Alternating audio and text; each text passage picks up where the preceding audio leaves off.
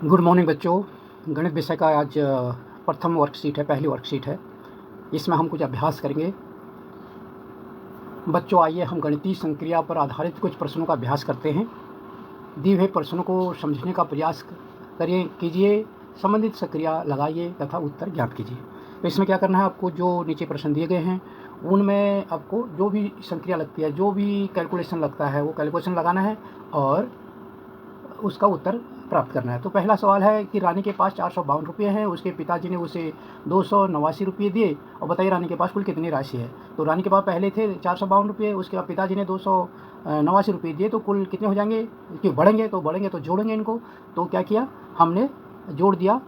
100 tens ones, once के नीचे once लिखा, टेंस के नीचे टेंस लिखा, 100 के नीचे 100 लिखा। पहले लिखा हमने, जब स्टेटमेंट लिखेंगे तो लिखेंगे रानी के पास कुल कितने पैसे हैं 452। दूसरे लाइन में लिखेंगे उसके पिताजी ने दिए 289 रुपये और उनको प्लस कर दिया, जोड़ दिया तो 9 और 2 11, 11 का वंस में 1 था, वंस के नीचे वंस लिखेंगे, वंस लिखा, और 11 का जो लेफ्ट साइड वाला 1 है वो कैरी आ जाएगा।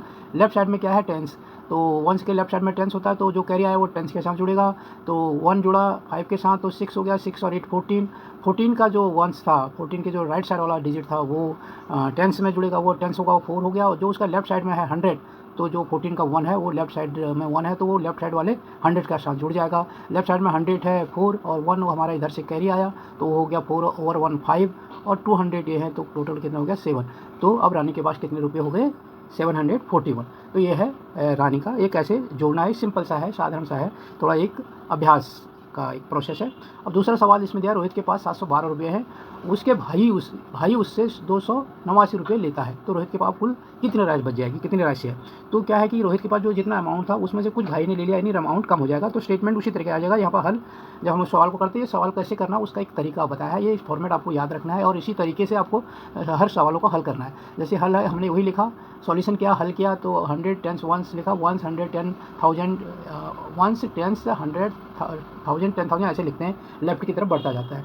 तो रोहित के पास कुल पैसे कितने से 712 रुपये, तो 100 के नीचे 7 आ गया, टेंस के नीचे 1 आ गया, वंस के नीचे 2 आया, और भाई ने लिए 289 रुपया, तो 200 100 के नीचे 2 आ जाएगा, और टेंस के नीचे 8 आ जाएगा, और वंस के नीचे 9 आ जाएगा। अब रोहित के पास बचे कितने, तो बचे के लिए हम क्या करेंगे, उसको माइनस कर देंगे, क्योंकि भाई ने लिए हैं तो घटेगा, तो ये इसमें घटा हो जाएगा, घटने के लिए हम माइनस करते हैं। तो ये क्या, क्योंकि अब क्या है कि जिसमें से घटाना है उसके वंश में कितना है, उसके वंश में केवल 2 है, और घटाना कितने हैं 9 रुपये, तो 9 रुपये 2 में से 9 तो घट नहीं सकता, तो क्या करेंगे, इससे 10 से एक उधार लेंगे 10 रुपया, तो ये हो गया टोटल 12 रुपये, 12 में से 9 गया तो 3 बचा। अब इसके पास 10 में केवल 10 रुपये थे हमारे, और 10 हमने ले लिया, तो 10 में बचे 0 रुपये।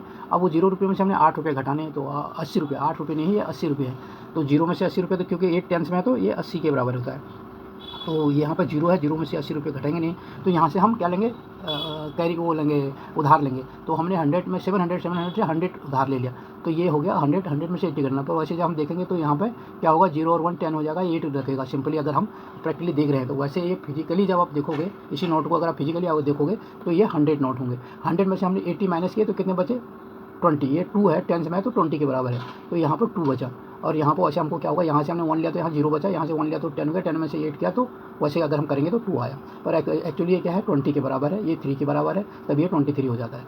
तो अब यहाँ से हमने 100 इसको दे दिया, तो यहाँ बचा 6, और 6 में से 2 गया 4, तो रोहित के पास कितने रुपये बचे 423। अगला सवाल है क्वेश्चन 3, ये सारे प्रैक्टिस के लिए दिए हैं।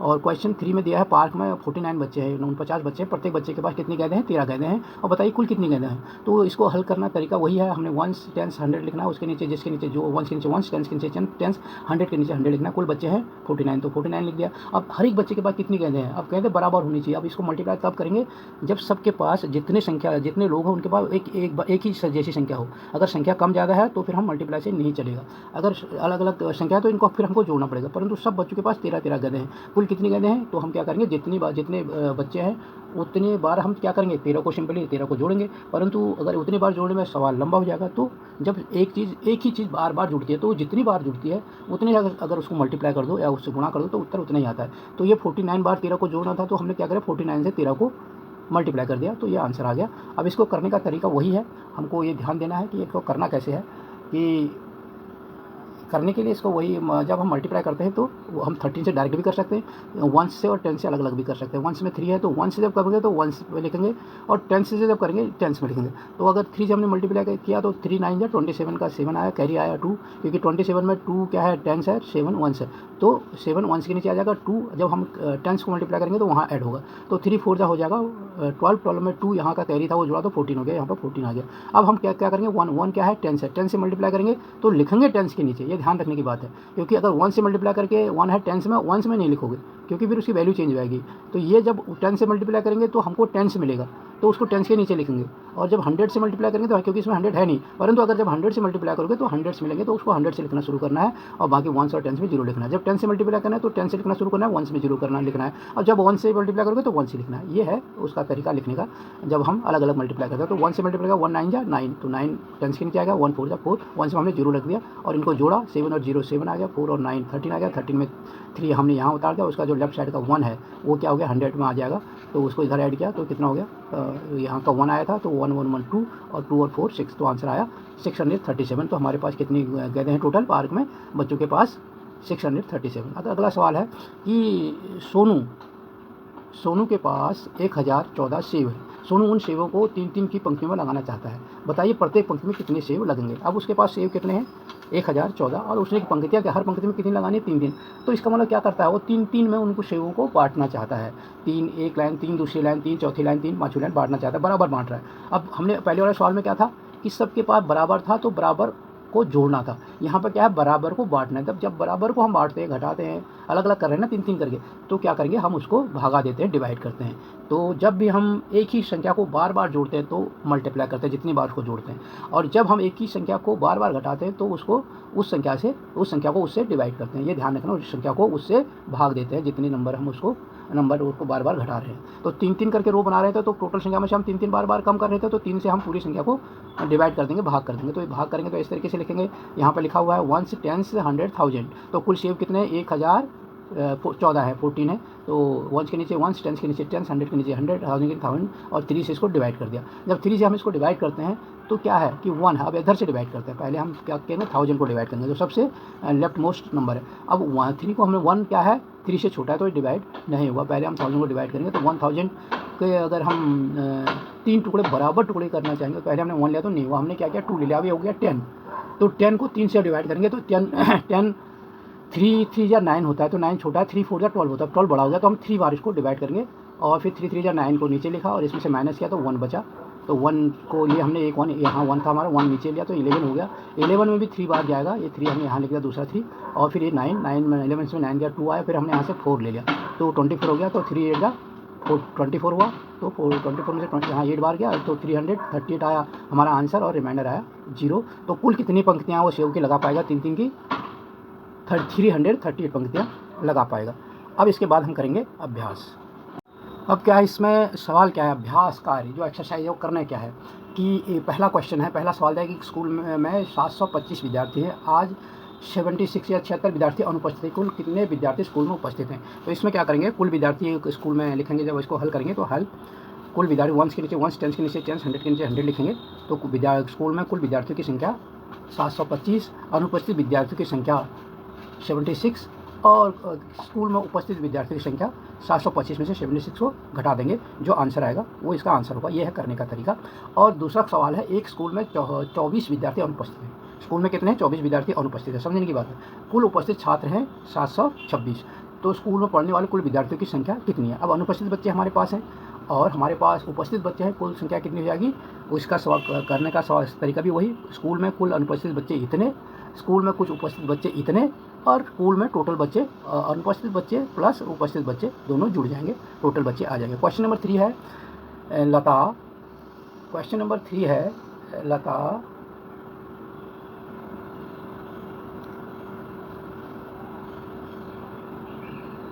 लता के पास 309 तो रघु के पास 174 खिलौना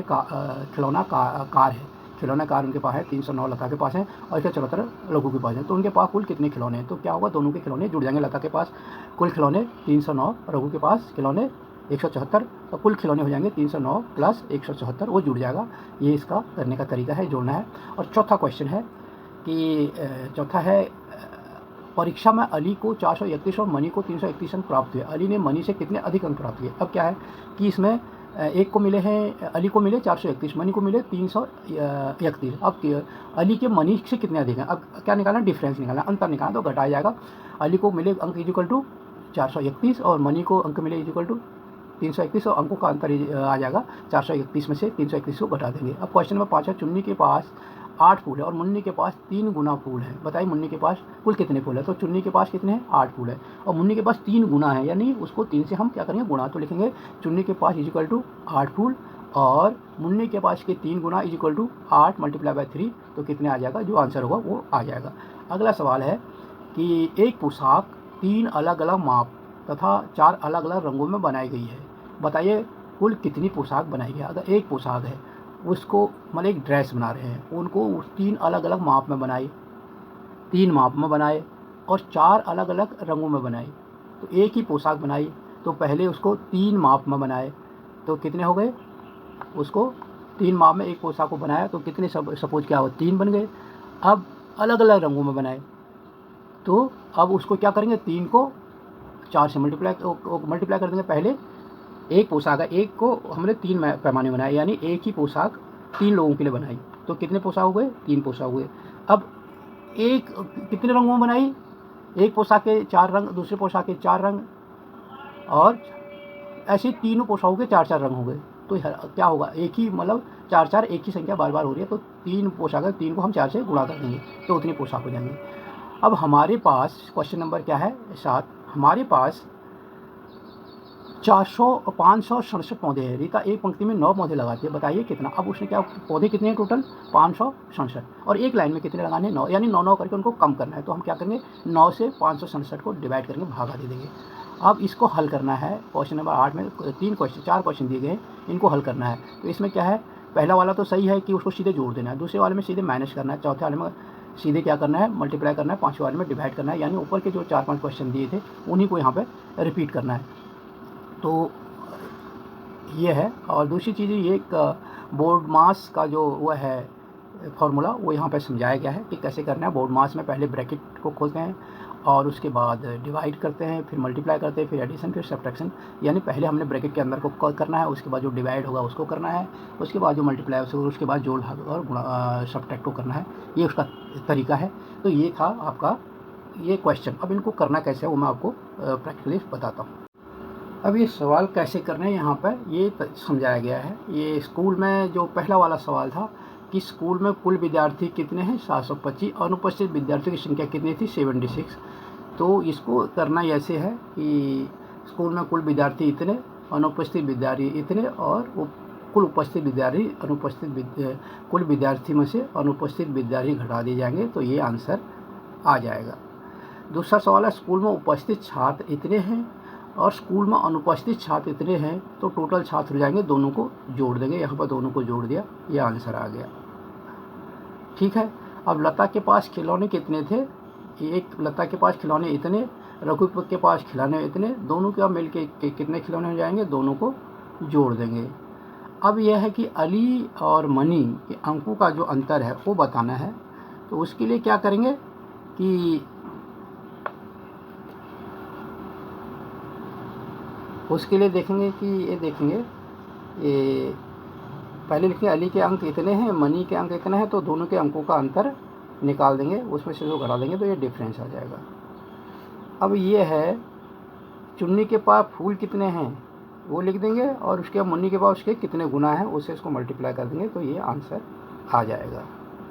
तो ये था इसका सवाल का वो कैसे करना है करके। अब ये है कि पोशाक कितने हैं।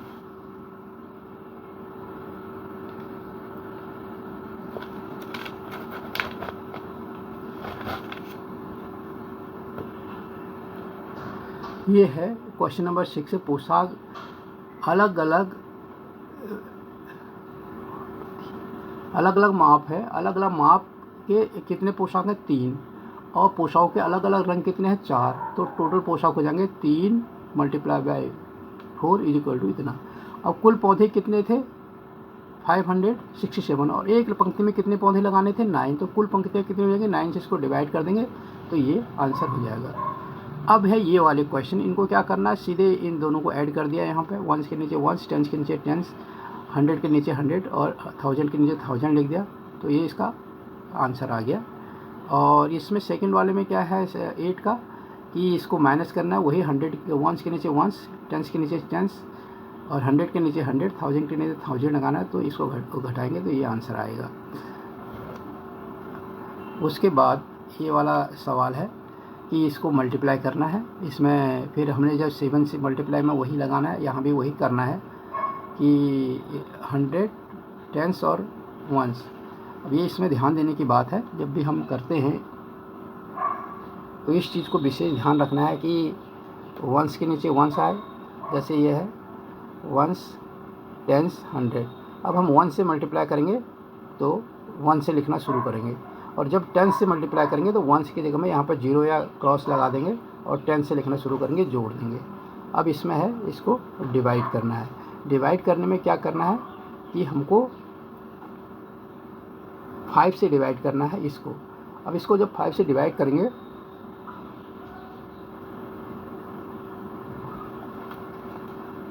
तो इसने इसको पूरा दिखाया नहीं है, देखो ये क्या करना है, 5 से जब हम डिवाइड करते हैं, कितने को डिवाइड करना है, 5005 को हमने डिवाइड करना है।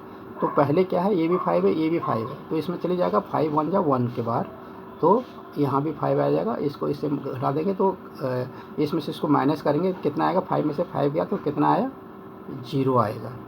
उसके बाद क्या करेंगे, अब यहाँ से 0 उतारेंगे नीचे, ठीक है। अब 0 उतारा तो 0 0 हो गया, भाग नहीं गया, परंतु यहाँ से 1 तो आ गया, इसके तो 0 की तो अपनी वैल्यू है, अपना प्लेस वैल्यू तो है ही, फेस वैल्यू नहीं भी है तो प्लेस वैल्यू तो है ही। तो अगर 0 उतारा, कुछ नहीं गया इसका भाग, तो यहाँ भी 0 आ जाएगा। अगर फिर दूसरा 0 उतारा हमने, फिर भी इससे भाग नहीं गया, तो इसके क्योंकि प्लेस वैल्यू है तो इसके प्लेस वैल्यू हटेगी, तो यहाँ भी 0 आएगा।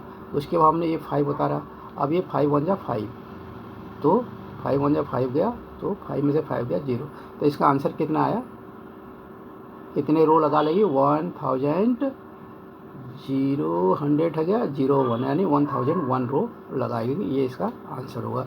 तो ये था ये आपका मैथ का जो वर्कशीट है फर्स्ट, ये केवल एक्सरसाइज थी, सिंपल सा एक्सरसाइज। आपने अगर इस चैनल को अभी तक सब्सक्राइब नहीं किया तो आप सब्सक्राइब करिए, और जो बेल का आइकॉन है उसको भी दबाइए, ताकि जो भी वीडियो मैं डालूँ उसकी इन्फॉर्मेशन आप तक तुरंत मिल जाए।